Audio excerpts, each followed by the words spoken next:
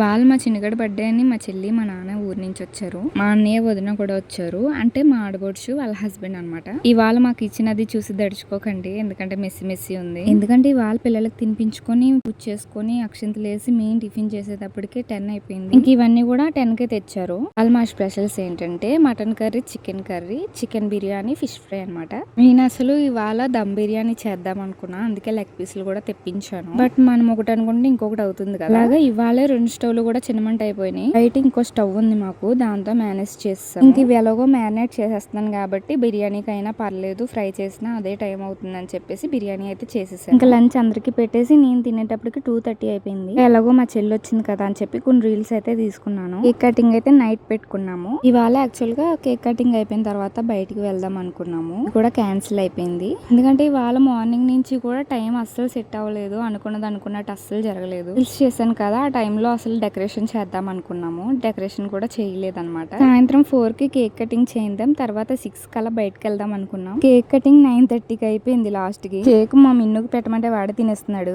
చిన్నుని wish చేశారా?